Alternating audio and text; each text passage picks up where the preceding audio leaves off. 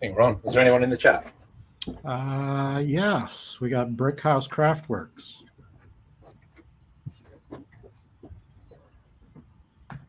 Cheers. We got Malton Make, Graham Dallas. Hi, James. Hi, Graham. Caroline. Hello. I can't see from here, by the way, Franco, so you've got to be my eyes. Caroline Hines says hashtag out of focus. Is it? Or is she taking a piss? I think she's taking a piss. At least we haven't got the little facial recognition thing this time. John D. Harvey. Yes, in the house. Caroline says that you have the best shirt. This is the best shirt. Fuck jar sauce. We're making our own sauce today. Goddamn right. Our own hoisin sauce. Ooh, damn. We're even going to make our own 5-spice, Franco. That's how deep we're going. Damn it.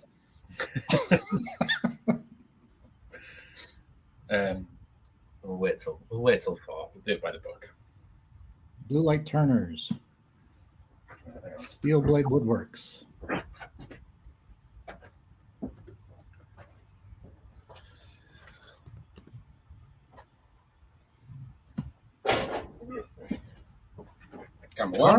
Carl Jacobson. Carl's in the house. Just come to envy at my glorious hair. He's no longer got a monopoly on glorious hair.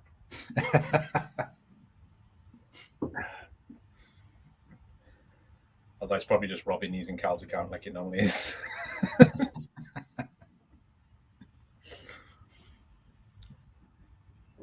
Robin also has glorious hair. Right, we're doing this.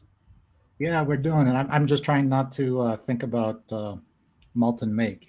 His eyes were just penetrating on his show this morning. He likes to penetrate. He's a very handsome man with a very good camera setup. not the OSB tinted orange that you see there before you. So Franco, ask away. But I firstly sincerely apologize to anyone who is Chinese or of Chinese heritage, because everything you're about to see is probably blasphemous. Every single ingredient. This is my take on things. So from here on out, this is not official Cantonese cuisine by any measure. But what we're going for is belly pork noodles with a hoisin sauce and some little Chinese pickles to go with it as well. Oh, that sounds fantastic. So, without further ado, I'm just going to get the noodles cooking. So I've got some beetroot noodles here, and I just thought they'd be nice to sort of cut through the fattiness of the belly pork, and a bit of colour as well.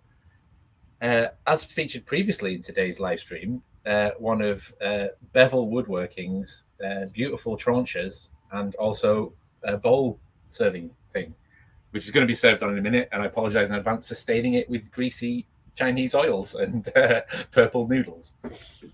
Right, so I'm going to get the noodles on, and then we'll start with the rest of the stuff. Okay, Soap says it looks yummy so far. We haven't even started. So, dual burner setup, Franco. I'm hoping you're not messing around when it comes to yours later on.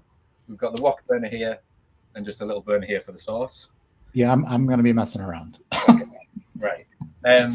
So, hoisin sauce is your classic sort of Chinese combination of sweet, sour, salty, and then aromatics as well. And we're going to start with the Chinese 5-spice. What's Chinese 5-spice, Al, you say? So the 5 spices are star anise, which gives it its kind of characteristic Chinese flavor. Fennel seeds, which, Franco, you'll probably agree is the best herb there is. Pretty high up there. A little bit of cinnamon. Ooh. A little bit of clove. Oh, dang it. And some black pepper. So I'm just going to grind up the kind of chunky ones, which is the fennel and the star anise. And they'll probably go everywhere, but that's what you're going to do. What amounts do you say, Al? Doesn't matter. If you like more of something, put more of it in. If you like less of something, put less of it in. There is no measurement in this. Well, I think the moral of the story is don't get that powdered dusty stuff from the store. Well, it's literally 5 ingredients, and you've probably got them all in your cupboard. So don't get it. And with the fresh whole spices as well, I've kind of cheated with the clove and the cinnamon. Use whole spices and toast them and grind them, and it will be 100 times better than, like you said, the dusty old jar of 5 spice. Oh, I mean, already I can smell that. You can't smell it, but I can smell it. No, I can smell it. You've got a double hit of aniseed. So you've got the star anise and you've got the fennel. Very nice. Does anybody have questions for Al? I'm going to ask, what are you drinking? This is a lovely little lager called the Devil Wears Lager. Ooh. It's a great Pretty name. little number in a sort of Pilsner style. None of this overly hopped nonsense, which all the kids do these days. So, 5 spice there, bit of black pepper. You don't want to go overboard on the black pepper. It's just there for a kind of bit of heat in the background. The pork is actually braised in cider, rice wine vinegar, and Szechuan pepper. So there's a little bit of aromatics going in for the pork. When did you do that? I did that this morning, and then we're going to crisp it off in the wok. Hopefully try and get some crispy skin, but we'll see. Right, so there's your 5 spice, ready to go. As soon as that boils, we'll put the noodles on for a couple of minutes. And then I think if we get the pickles going now, they can be kind of marinating while we get on with the rest of it. You got a question. Could you use a food processor or a coffee grinder instead of a mortar and pestle? Yes, you can. Just be careful with the coffee grinder because it gets really hot. So there's a tendency to burn the spices depending on what you're doing. So I just pulse it really quickly. Same with the food processor. As long as you're not leaving it on for too long and you're just pulsing it, it'll be fine. But just get one of these for like $10. It's satisfying, and you can make all your guac and stuff in it in your salsa, and it's how you should cook. Or you can get Carl or Jamie to turn one for you. Get Carl to turn a granite pestle mortar. Well, they make wood ones for the cheap people. They do. But I also like the fact that this has kind of absorbed years of flavor and stories. I'll go to grind something up and it'll taste of nigella seeds for some reason, and I don't know why. Because you never wash it out. It's like a good frying pan. Right. Water's boiling, noodles in. 3 minutes? I don't know. We don't measure things here until they're cooked. Life hack. Instead of chopsticks, get yourself some stainless steel straws, because then you can eat, but then you can also drink the broth. Oh, dang it. Carl Totally says, made that up today. I was like, oh, that's a great idea. Carl says he can turn granite. Right, there we go. Stone turning. That's what we want to see. JP stonework.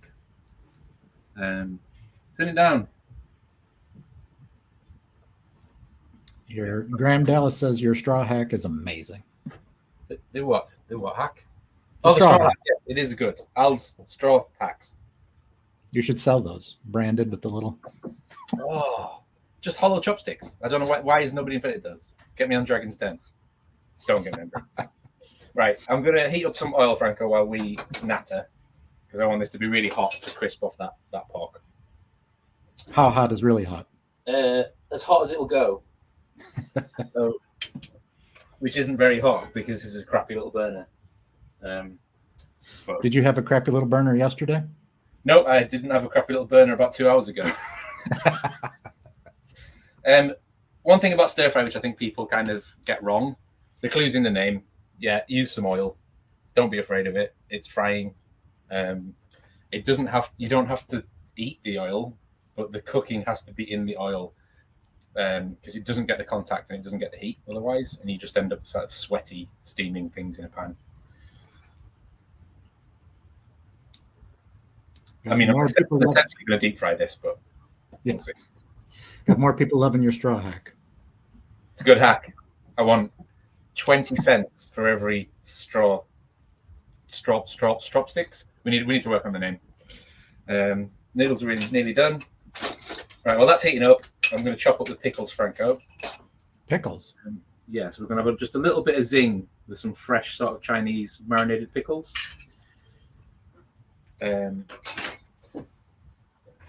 What's that called? A squash. Yes, it is a squash, but it's a certain type of squash. I think in Indian it's like a doody or doody. But for the purposes of today, we're just going to pretend it's like a bitter melon or something vaguely Chinese. I know if I tried. I've never met a squash that wasn't like every other squash. I know if I tried pronouncing that, I'd probably get slapped. I think it's Budhi, but I don't know. Get James to pronounce it. He's good at pronouncing things. Right. So we'll take off the top. Yeah, so JP says, I bet Franco ain't got these kind of facilities. What, a shed? A shed and a camping stove. Right, another serious question. Should you be blooming your spices in the oil? Yes, but we're not going to fry these spices. This is for the sauce. Just draining off the noodles. Sorry, I can't multitask on a man. Yes, I should be, but the spices are just going to boil in the sauce for the hoisin. Right, a little bit of sesame oil on the noodles, just so they don't stick, and it gives it a little nice bit of flavour. And then they can just sit there and wait for the rest of the show. Nice colour on them, actually. You can get a bit of a... Oh, look at them. Great stuff. So yeah, I'm loving the whole kind of plant-based noodles you can get from sort of Italian noodles to Chinese noodles. Oh, you didn't make pasta. You didn't make the noodles? Yeah, I made those. Of course I did. That's why they're perfectly round and formed and not at all from a shop. Let's see here. Carl Jacobson says the chop straw. The chop straw, I like it. Brickhouse Craftworks asking what I'm drinking. This is called the Belvedere. It's a Negroni, but made with rye. And sounds delicious. So that is actually getting quite hot, that oil. I'm impressed. So these, I've got some nice little baby cucumbers for you, Franco. For the pickles. Ooh. That'd be nice. I thought that was a cucumber. It is a cucumber, but it's a baby cucumber. Oh, okay. Oh, this is not a language thing. So pickles doesn't mean cucumbers, right? Pickles means something that has been pickled. Yeah, it's a verb, not a noun. Well, in Italian, there is no pickle. It's just cucumber. Cucumber, yeah. I mean, I would call what the Yanks call a pickle a gherkin or a cornichon, depending on the size and the type of cucumber. So we've got a little bit of the squash, a little bit of the tiny cucumber, and we've got some Chinese cabbage here as well. Oh, nice. Is one of my favorite cabbages. I do like Savoy. I don't know about you, Franco. Savoy kind of the go-to Italian cabbage. Yeah, there's a very light one I like. It's like a California cabbage or something. Okay. Malton Make says he's the best pronouncer. Pronuncier. He's a pronuncier. He used the 3 for an E. We've got Jake Thompson. He says, woohoo. Hey, Tim Cunningham is in the house. Nice. There's nothing forged going on, I'm afraid, Tim. I could use my axe and chop something up if you want. I'm being pushed into heckling you. You are, or Tim is? I'm being told right now. Okay. A little bit of fresh ginger. It's okay raw going in the pickle because it's just the vinegar will take the edge off. You couldn't afford the pre-made paste? I couldn't afford the what's it called, very lazy ginger. No, I couldn't. And I don't know if it's reflection on global warming, but ginger for the past few years has been awful. Like really tiny little knobbly bits, and no big lovely tubers. It may just be the awful supermarkets in the UK, but it's cheaper. It's not for skin to surface to volume ratio. It's not cheaper. It's Ah, okay. John from New Jersey. Marco Napa cabbage. That's the one I was thinking about. Oh, nice. Right, I think I'm going to go in with the pork, Franco, because it's smoking, as Jim Carrey would say. There you go. Oh, can you hear that? That's a sizzling, yeah.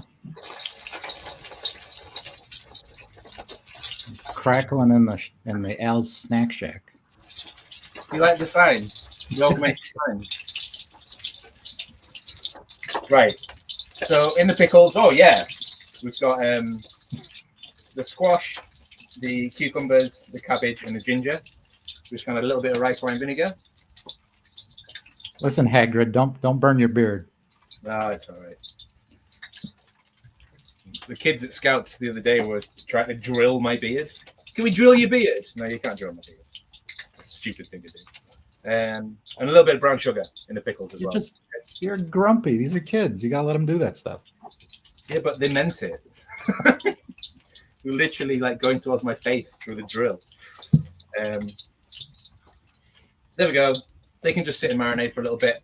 It'll soften up, take the edge off the veg while we get on with the rest of it. That pork is already crisping up.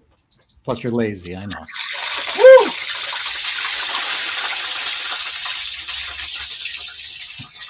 This is the last episode that we'll see the Hack Shack because it'll be burnt down. Right. So on with the hoisin sauce. So we got our spices ground. We lightly toast them off. A little bit of sesame oil. Don't want to get too hot because sesame oil has a really low burning point. Did you know in cooking shows there's like people underneath that take shit off you? Yes, I do. So who do you got? 3 children. You got Steve down there? There's punishment for trying to drill my beard. Right. So we've got our Chinese spice in the pan. We're just kind of warming this through. We're not frying it. A little bit of sesame oil. The pork is trying to get me.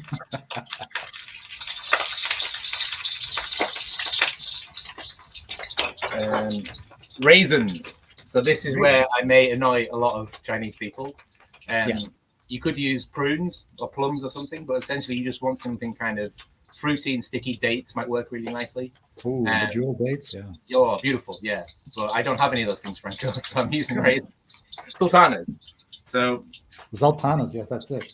Yeah, into there. So really plump, really juicy. I've got some of the braising liquor from the pork, so I'm just going to add that as well, and then the raisins will soak that up, and we'll be able to kind of. Woo! John D.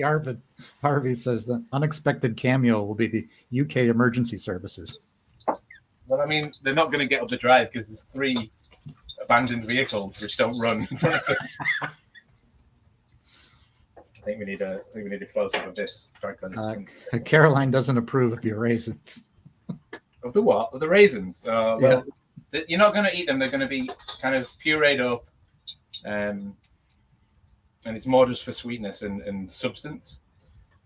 Right. There we go. Look at that. Can you hear that? There you go. Right. So people are telling you, don't forget to hydrate.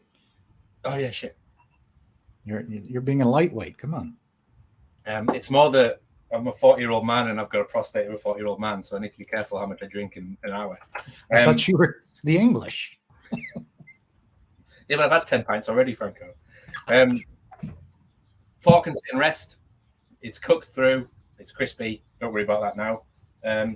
I need to somehow get rid of this massive pan of really hot oil without hurting anyone. So I'll be back in 2 seconds. I should have thought this through, really. You could just do the blood sport where you had to carry it on your forearms. Jean-Claude Van Al. So who's got questions for Al that I can get ready for him? I know he's not any good at this, so we'll try and help him along. I mean, we could do the blood spot thing. I've got brown sugar, cashew nuts, raisins. It's more likely the kind of hot shots.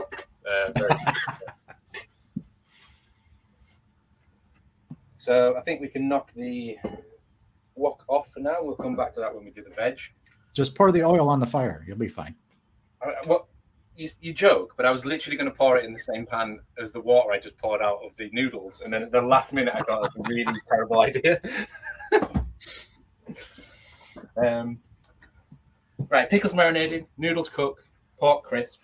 Now we'll just knock down some veg that can go in the stir fry, because this was actually the brief, was Chinese stir fry.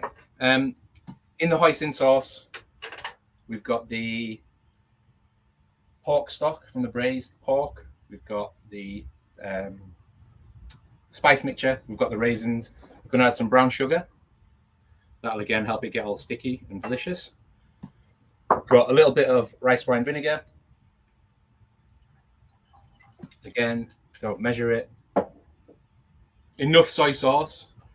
I don't want soy sauce. Otherwise, I would just use soy sauce. I want enough just for a little bit of seasoning, a little bit of umami. And then for that extra special kick, a little bit of miso, like half a teaspoon of miso. You just need that kind of fermented edge. You could use kind of a bean paste if you wanted, but I don't have any. So it's kind of, it's like, how do you compromise? Yeah. How do you? I mean, people do. John D. Harvey says he has a tip for grating ginger. He said he saw it when someone did it frozen. Oh, yes. Good idea, John.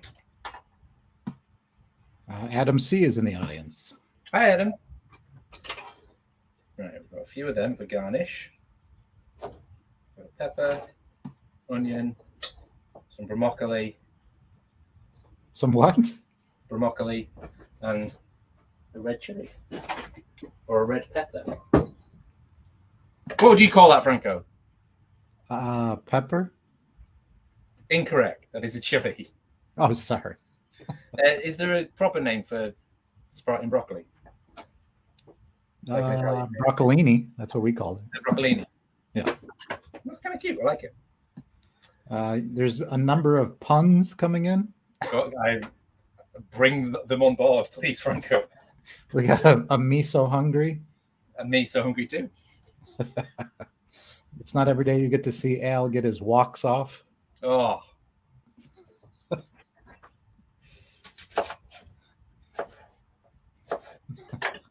So, stir fry is fundamentally about timing.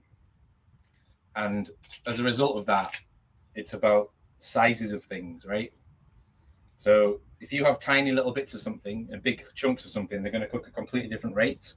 And one's going to be burnt and unenjoyable, and the other is going to be raw and soggy. So you want to try and make kind of either the order you put things in the wok or the size of the things work into your benefit. So I'm going to go for quite a really quick, crunchy stir fry here.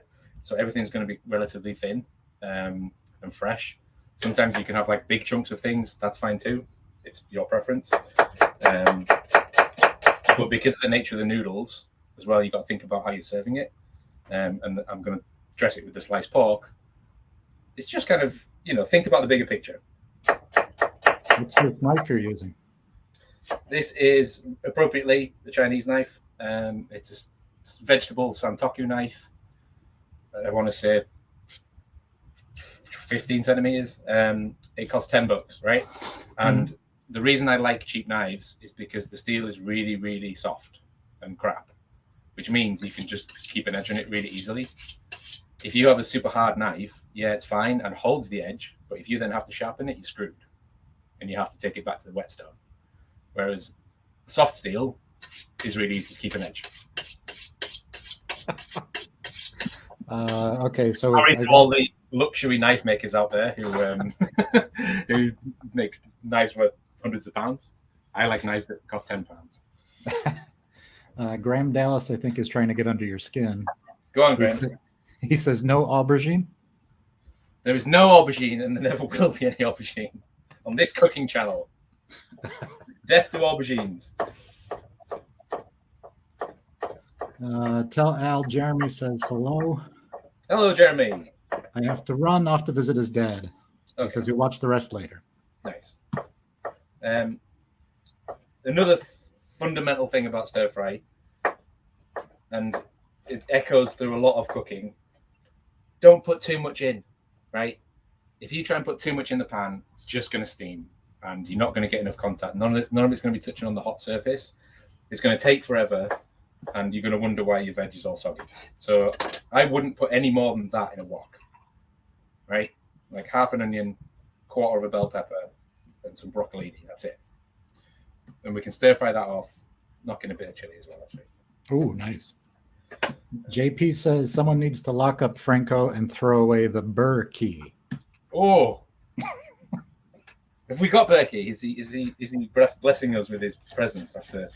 Not yet. Not that I've seen. Resting me out with a Chinese stir fry brief. Yeah, Al and I both got the video from Mr. Berkey for our little teaser trailer. Oh, nice. Oh, is that me? What'd you do with your video? It's just my camera doesn't like to be on for too long if it overheats. We'll come back. It doesn't like your cooking either? It doesn't. But this sauce is smelling fantastic, by the way. I did forget to put garlic in the sauce, so I'm just going to put a couple of cloves in now. Is that allowed, garlic in the sauce, or were you watting my forgetfulness? I was watching your forget. How did you not put garlic in something? True. Not everything has to have garlic in it, Franco. Everything has to have garlic in. Okay. Even ice cream. I've had garlic ice cream. It was good. Tim Cunningham, he's saying that your knife is hand forged at Walmart. Probably was. Yeah. I mean, I own expensive knives, and they're nice, but day to day, this is what I want. We're back. Camera back on. Yes. Right. Tipsy Turner says he doesn't eat aubergine, but he'll have eggplant though. That's fine. Eggs are delicious. I don't think they're plants though.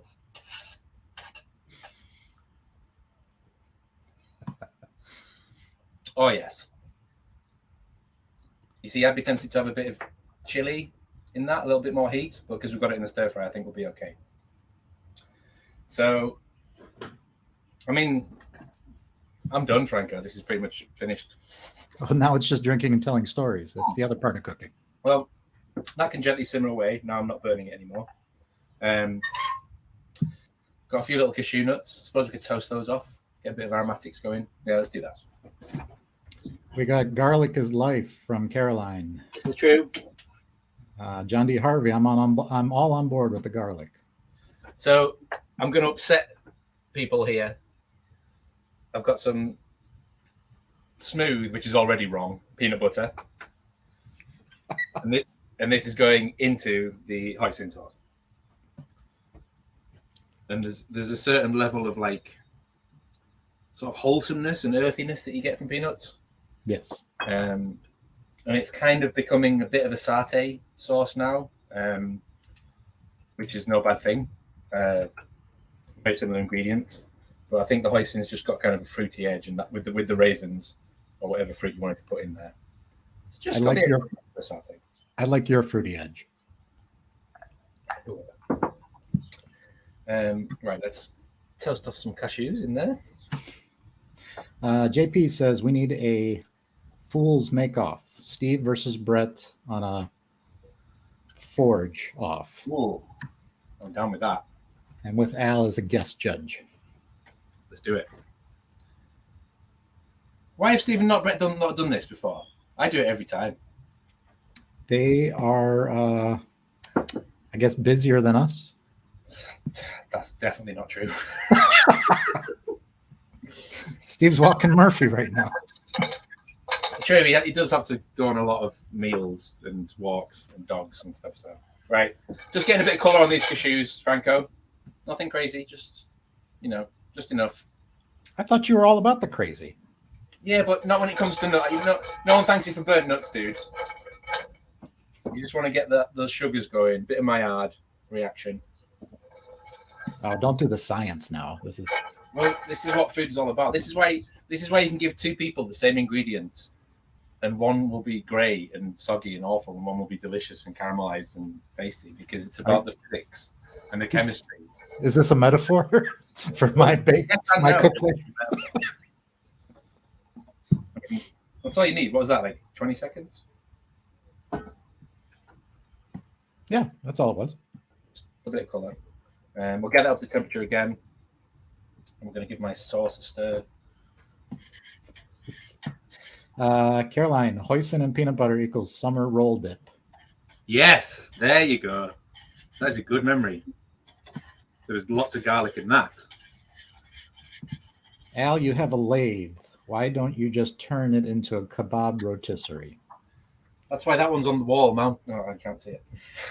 That's Oh, why your that buddy- one is on the wall, because that will be a kebab rotisserie. Right, we're going to stir fry, and it's going to be noisy, and I'm not going to be able to hear Franco, so you're going to have to just entertain the troops. Oh no! Not with this mug. They want that pretty face you got. Liking the garlic. How do you avoid burning the garlic when the recipe calls for adding crushed garlic and frying it? Yeah. I would say you got to have something with it. The garlic is all right to get nice and browned and caramelized. Because you do have to avoid burning it.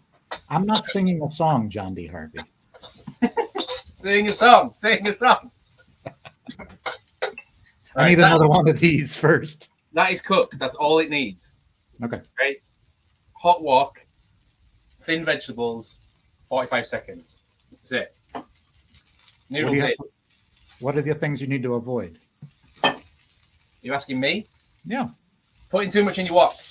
Okay. Avoid electric stoves. You will never ever do a stir fry on an electric stove. I'll show you later how you do it. Have you got an electric stove? I do.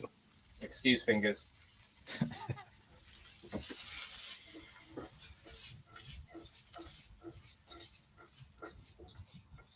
Oh, look at that technique. Where'd you learn that? Ken Hom's cooking school. Yeah? Yeah, serious. Right. Hoisin is done. So I'm just going to blitz it with the blitzer. Again, apologies for... Oh, you got a nice immersion mixer. I stole this because I worked for Philips. And it was a prototype. They just brought product out and you just took one home? I mean, I needed it for like photo shoots and stuff, but it's great. It comes with a little grinder and whisk and all sorts. Very nice. Yeah, you'll have to do Hack Shack tips on how to steal stuff. Right. Stir fry's off. Sauce is done. Now, can we ask the audience, please, Franco? Sure. Do we want the sauce kind of suggestively dribbled over in an erotic fashion, or do we want it tossed through the stir fry in the wok? Well, those both sound wrong in some way, but we'll see. The problem with the latter is that it might just ruin the vibrancy of all the lovely colours that we've worked so hard to get. So did you actually give them a choice, or did you tell them that there's a right one and then there's I then educated them on which is the correct choice, which is how you should give people choices. Choice is an illusion. We got a vote for erotically dribbled. Erotically dribbled, correct answer. Another vote for erotic. Nice. Erotic. Dark Star Studios, zombie challenge weapon in the background, plus Chinese stir frying equals dead man walking. 1 zombie challenge weapon. 2 zombie challenge weapon. 3 zombie challenge weapon. And a sign from Phil himself. Oh.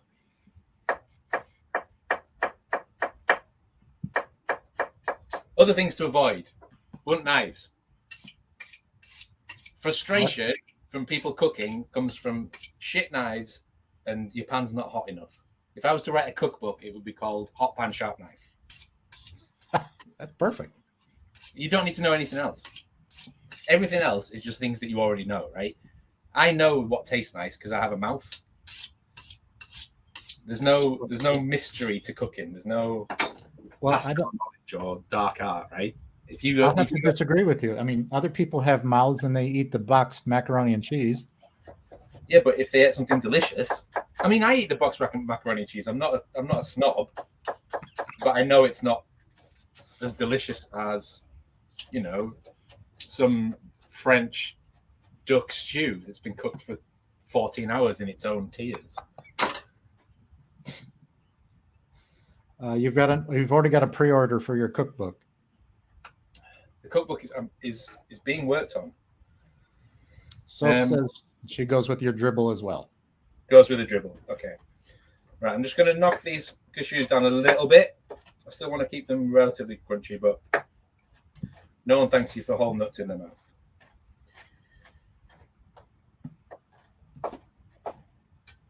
No reaction? Right. Okay.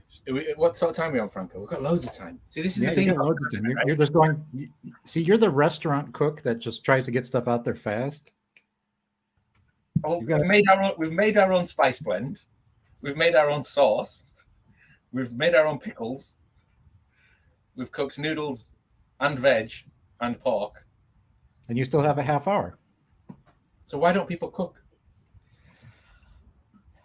That's a good question. I said they don't have time. None of this was pre-prepared. The only thing I did was cook the pork. And you could cook. You could do anything. You could just use chicken breast. You could use raw pork if you wanted. You could just have veg. Yep. This is one of the reasons I know how to cook stir fry is because it's really, really cheap and really, really easy and really, really quick. I think it's the mystery of the unknown, the people who haven't tried it. And it looks effortless to someone else, and then you make one mistake, and then people don't want to try something a second time. Yeah, as in like you get burned, and then you don't want to, figuratively, not literally, and then you don't want to experience that again. Yeah, I think you guys have talked about it before. It's that I don't want to experience failure. Everything's got to come out right the first time, but that's not cooking.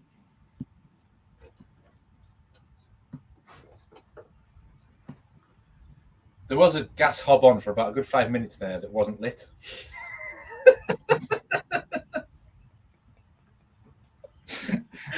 Take another sip of beer.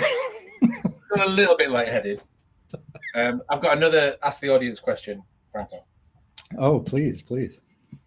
Of the beautiful bevel woodworking, other wooden tablewares available, do you want the traditional hand-turned bowl or the medieval-style trancher? Oh, to serve up. The latter has a little dimple for the pickles, but again, I'm not trying to sway anyone's choices. All right, so what are your useless votes? This is nice. This is interactive. This is what they call the metaverse. Yes. We got someone watching. Imagine being able to control your own TV. Imagine if this was like, some cooking show on television, and you could just tell Jamie Oliver, yeah. Is that you? Tell them what you wanted. I think I haven't seen anybody vote for anything other than the second one, right? Which I'm not going to do a molten make pronunciation. From tranche, the French, to cut. Tranche. Yeah. So it's a cutting board that's a plate. That's why it's called that. Until Dandles tells me otherwise, because he actually knows, because he made it. Right. We got a vote for medieval trebuchet. It's the trebuchet. Excuse fingers, Franco. I'm just going to go for it. You got to do fingers. Real. Right. Okay. Slice the pork now, or leave it till the very last minute, so it's all. Oh, last minute. I mean, you want those juices to flow over the food. Now we're talking. Right. So let's switch to porn cam. So we got to vote for dimple plate, pickle dimples for the win. Pickle dimples. I'm not loving this white balance, Franco. I'm not doing many favors. This is meant to be like a beautiful oak. Looks like 70s pine. No, it's got good grain. Look at that.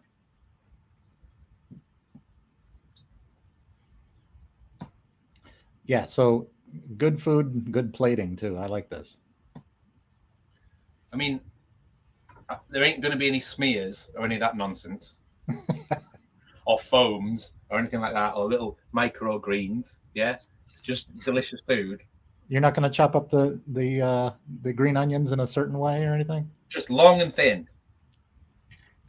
And there's a reason why you cut things in a certain way, and it's to do with the mouthfeel and the surface area in your mouth, right? If you eat a chunk of carrot that's just like a dice, it doesn't behave the same way as a thin slice with the greater surface area in your mouth. So you got to think about you'll tell why pasta is different shapes and why it holds the sauce and things. It's all about surface area. Oh, come on. You got to do the little geometric shapes with the dimples of the sauce all the way around. Oh, yeah. And the thicker sauce clings to it in a different way. Oh, Franco, I made an Oxtail Ragu in the week. Yeah. Just with some pappardelle. Forget about it. You had to throw that in at the end for me. Just red wine and oxtail. A little bit of seasoning. Cooked it for about 6 hours. It was incredible. Right. Oh, we're going for sexy drizzle, weren't we? Yes. Everybody said sexy drizzle or erotic drizzle. Erotic drizzle. Erotic. No, I believe the dimple is not for the sauce, my friend. Not for the sauce. It's for the pickles. I told you this.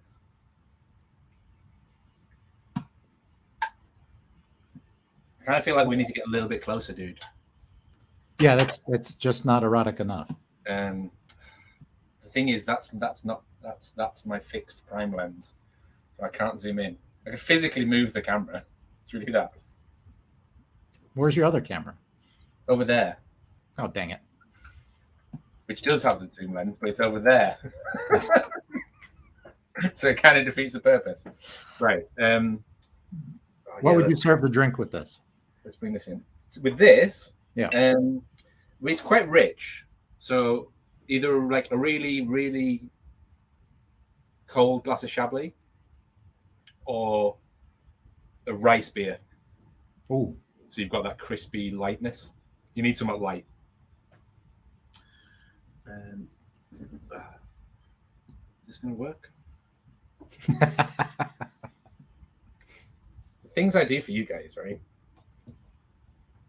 Come on, you just got this ready 10 minutes ago. You didn't do anything. True. Is that a bit better? A little focus and you got it. There you go. Oh man, that was quite good. Right. Franco wants his. Which way can I go? It's not much in the way. Well, you got to do faux slow-mo shots of you cutting that now.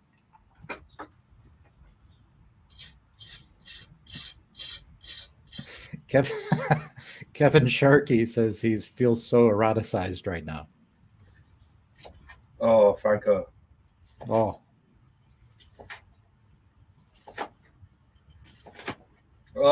forget about it. It's over, dude. It's over.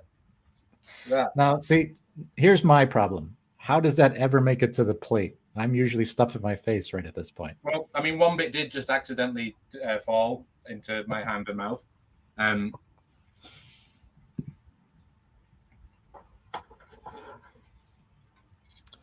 Now, I know you did some sauce already, but the pork is going to need some slow motion sauce. What I'm going to do, I'm just going to let it down with a little bit of the braising liquor, just so it's just a little bit looser.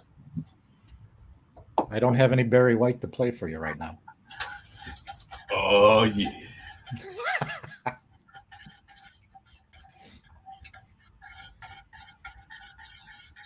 I mean, everybody's just leaning in right now, like I am. What would be perfection, right? Is that if instead of brown sugar, this was molasses, because you'd have this crazy, shiny, like stretchy, sticky, syrupy goodness. So why didn't you do that? Because I'm lazy, Franco. And the English version of Walmart, which is Asda, is very limited in terms of its unrefined sugar offerings. Oh boy, we got a comment from John D. Harvey. He says he could be mistaken, but I'm pretty sure in the past we've watched Al work on a car engine in his kitchen, but then he'd make stir fry in the work shed. because Al. I mean, there's still carpaths if you want carpaths. Right. I think we're there, dude. Well, should we go for it? There you go with the chop straw. Right. Is that the official name, chop straw? Yeah. Trademark, registered. Is the URL available? You know what? I'm gonna check. Right. Can I have a focus check, please? We lost. Somebody's already got it. Oh, god damn it. Is it a real product? Chop straw is the first sustainable and reusable chopstick straw. It's stainless and it's actually squared off with little silicone handles. No. The whole point is it's stealth. Like, I mean, they got the name and everything. You don't realize until you finish, and then you're like, oh. Exactly. Yeah. So I think with food comes stories. You got to tell a little bit about where you got a little bit of love for what you make. So, I had to cook for my family from the age of about 10. Wow. Yeah. Because both my parents were teachers, right? So they wouldn't come home till like 8 p.m. Yeah. And they would expect food to be on the table. And my parents were kind of not really culinarily inclined. Mm-hmm. They had their repertoire. You know, Dad had his like egg and chips. He used to make like, do you have like just cook ground beef just as a dish? So in the UK, it's just called mince. You just have mince, and it's like no, that's not a typical thing here. It's kind of like a bolognese sauce, but there's nothing in it other than beef and it's like a few carrots and onions, stock. That's it. Yeah.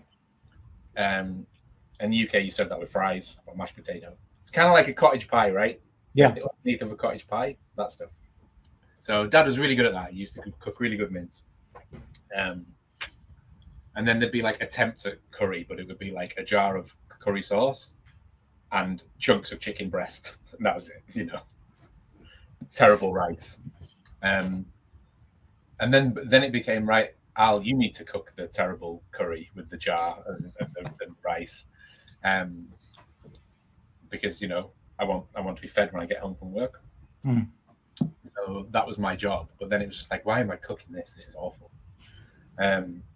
So it went on for a few years, and then I started working in sort of like sandwich shops and cafes to earn some money, learning how to actually cook things properly, how to make onions be the basis for all delicious food. Oh, okay, there you go. How to make butter be, you know, flavor enhancer. How to properly sweat things so you're actually enjoying them as opposed to like chewing on a bit of celery in your sauce. And just about the timings and the reasons, understanding the reasons why you cook things the way you do. I think that's what really sort of flicked the switch in my head.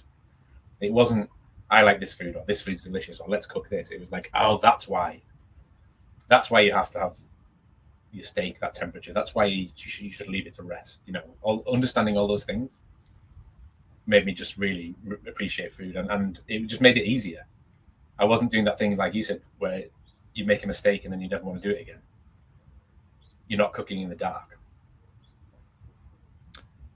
So it sounded like a lot of your early time, there was a lot of cooking. Mm. And then it looks like later on in life, you moved away from it to do something else in your career. Yeah. What was the change? Well, I was doing a lot of cooking, and then I moved to like college, and then I was cooking all the meals for everyone in the house. And obviously you're on a budget, so you're trying to make things tasty, and you're trying to cook like peasant food and what's the cheapest joint of meat you can cook for hours, you know. And then you end up washing pots in a restaurant, and then peeling veg in a restaurant, and then sous chefing in a restaurant, and then running a restaurant. and which is great, and it's lovely when you're a single young man. But when you want to have friends, or you want to go to a football game, or you want to go to a movie, or ironically you want to go to a restaurant, you can't work in that industry anymore. Gotcha. Yeah, so I mean, I'd love to do it. I get massively envious when I see what you do, Franco, and the sort of family stories and the hands-on and the produce that comes out of when you create. It is a thing to behold, and I'm very, very jealous of it. It's not everything it looks like on YouTube. No, I'm sure it's not. I'm sure there's lots of stinky meat-filled tea towels and horrible drape plugs filled with sinew and Well, not even that. I mean, analogous to your story that you just told, it was a necessity. Yeah. There was, back in the 70s and 80s here, there wasn't a Whole Foods, and there wasn't a gourmet whatever grocery store. I mean, your cheeseburgers came in foam clamshell packages. All right, so riddle me this, right? Because I mean, in my parents' defense, it's the same. There was no food here. There was no, pasta was fucking exotic, right? Yeah. But people had meat grinders. So why were people not making like amazing burgers from short rib and chump and chuck? Like everything was there, and the cheap cuts that were delicious would have made those amazing things. But instead, we weren't. We were eating these weird, fake pressed burgers and like. Well, that's what was pushed to people, So the idea, yeah. Which I do remember feeling like that. I mean, I grew up Rage Against the Machine, but now I work for the government. And I kind of like, well, the man had a plan at some point. So what are those flavors that you're getting? So, first of all, I got hit by that. It's also about how you lay stuff on a plate, right? So literally, what's the thing that hits your mouth first? So that buttery belly pork, just straight off the fat, like creamy, crispy, crunchy, soft, tender. But then I'm getting hit with all these aromatics from the hoisin, all those like fennel and clove and cinnamon, these kind of warming, really earthy traditional spices. Yeah. And then underneath you've got this crunch of the veg. You've got this fresh broccolini and barely cooked onion and crispy peppers and a little bit of chili kicking through. A little crunch of peanuts. It's everything you need. This is what's great about Asian food, is the balance. I was thinking about this this morning. Like British food, especially, it's one-dimensional. It's like savory. It's like meat in a gravy sauce, right? And that's it. I believe it was called. Is it called brown sauce? I need to know about this. Oh no, that's like a special. That's a specific relish, like a ketchup, right? Brown sauce. But I mean, most English dishes are savory in a thing, served with something tasteless. So like potatoes and a pie, or meat and chips. Or, there's no dimension to it, right? And those things are delicious. Don't get me wrong. But what Asian food does, be it Chinese food, Indian food, Malaysian food, Thai food, is that all those tick boxes on your tongue, right? So spicy, salty, sweet, bitter, sour, umami, everything all at once in different amounts. And it's just, that's what makes it interesting. You can have little bits and it's fabulous, as opposed to just a big plate of like the same thing. Now we've got, I think your story's got a lot of people talking and telling stories of their own. John D. Harvey says his mom was British and he grew up eating a lot of what would be thought as typical British cooking, basic and low cost. He says he appreciates watching us work on our craft. It pushes him to try a little harder and to be more thoughtful about his meals. Tim Cunningham says when he grew up, his parents never put any spices or seasoning on anything, and it was all just bland. And, I mean, Ellen might attest to this, but I had the misfortune of living in Holland for 6 years. the Netherlands. And to the Dutch, food is very much fuel, right? Mhm. They're Calvinistic in nature. The principles of the Dutch people is about things having purpose. So clothing is not about being showy, fancy, haircuts, furniture, everything. It's all about function. Yeah. And food's the same. So they would eat protein and carbohydrate because that's what you need in order to ice skate. And there was just nothing, and it was called the Dutch kitchen. So even with all their colonization of these wonderful places around the world that were rich and bountiful spice mines and flavor, hotspots around the world, which became part of the Dutch Empire. They didn't embrace any of it. They're terrified of it because flavor was almost like a sin. Like you're indulging in these things which are unnecessary. So even in the Netherlands, if you went to an Indonesian restaurant, all the food would be tasteless. The principles would be there, and the format would be interesting and delicious, but everything that had any interest would be removed. So chili, sour, garlic, spices, all the things that get us excited weren't there. So I really struggled for a long time. Yeah, I believe that. So we got a couple other people talking. Kevin Sharkey says his dad was a chef and he grew up with amazing food, and he didn't appreciate it when he was growing up, and he just wanted what everybody else had. We've got hamburgers at home. We've got McDonald's at home. But yeah, I mean, I can see, I can definitely see what he's talking about. I mean, I grew up an immigrant here in the States, and my friends are having Lunchables became a thing, dry crackers and old pre-cut meat. We forgot the pickles, Franco. Oh, well, put them on now. When I say we, I mean you. Me. This is your moment. I'm sitting there preaching about all these dimensions of food. I haven't even got the sort of tangy, crunchy bit. So that just sits there in your little. Oh yeah, the dimple. Look at that. All right, so now you got something in the dimple. What do you do with it? So, I mean, you kind of want that and a bit of pork.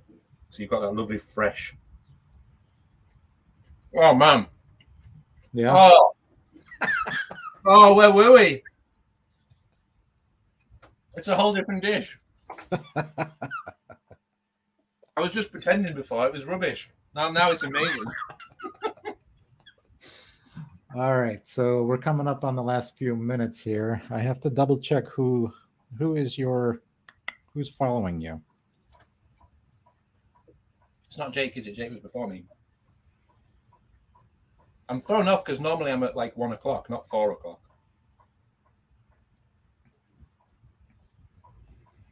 Oh, is it? Who is?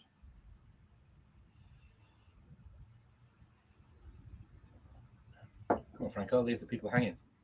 Yeah, I can't reach the computer. Would you like some pork? Oh, those pickles, man. Well, explain the pickles to the people. You can't just be right. So you've got all this savory schnizzle going on with all the noodles and the warmth and the aromatics and the sweetness and the savory and stuff. And there's a little bit of vinegar in there, a little bit of cut through.